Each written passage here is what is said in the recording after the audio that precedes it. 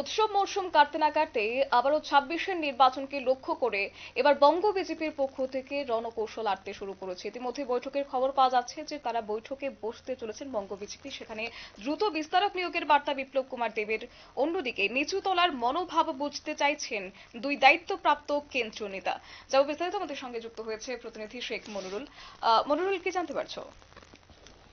দেখো, আজকে ভূপেন্দর যাদব, যিনি বাংলার নির্বাচনের দায়িত্বপ্রাপ্ত পর্যবেক্ষক এবং তার সহকারী পর্যবেক্ষক রাজ্যের প্রাক্তন মুখ্যমন্ত্রী তথা সাংসদ বিপ্লব কুমার দেব, তারা দুজনই আজকে বঙ্গ বিজেপি রাজ্য নেতাদের নিয়ে বৈঠক করেন।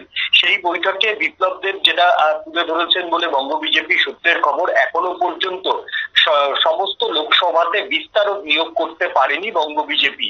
দ্রুত বিস্তারক এবং সহকারী যে বিস্তারক, সেই বিস্তারকদের নিয়োগ করতে হবে এবং নিয়োগ করার পরে তারা তাদের 1 মাসের মধ্যে বিধানসভা নির্বাচনকে সামনে রেখে কোন এলাকায় কি কি ক্ষোভ রয়েছে মানুষের এবং কোন এলাকায় কি কি ধরনের ইস্যু ভিত্তিক আন্দোলন করা যায় সেই বিষয়গুলি নিয়ে বিস্তারকদের দ্রুত রিপোর্ট পাঠাতে হবে। সেই রিপোর্টের উপরই ভিত্তি করে স্ট্র্যাটেজি হওয়া উচিত বলে মনে করেন বিপ্লব কুমার দেব।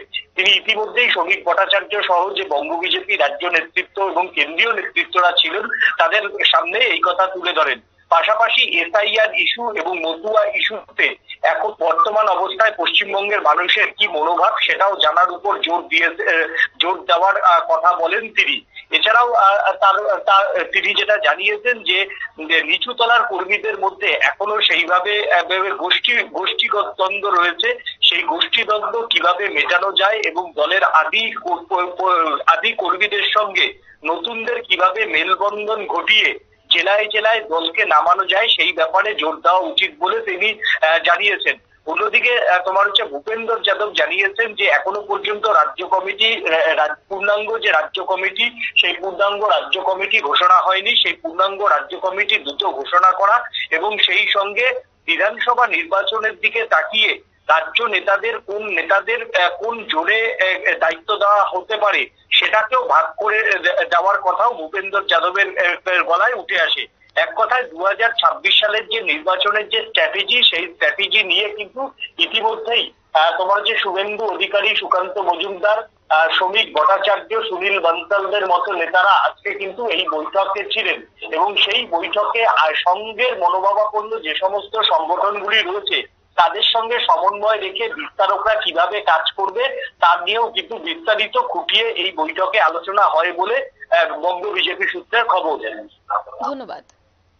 আপনারা শুনলেন, অর্থাৎ ইতিমধ্যেই বঙ্গ সফরে রয়েছে বিজেপি নির্বাচনী কমিটির পর্যবেক্ষক ভূপেন্দ্র যাদব, সঙ্গে রয়েছে বঙ্গ বিজেপির নির্বাচনী কমিটির সহ পর্যবেক্ষক অর্থাৎ ত্রিপুরার প্রাক্তন মুখ্যমন্ত্রী বিপ্লব কুমার দেব।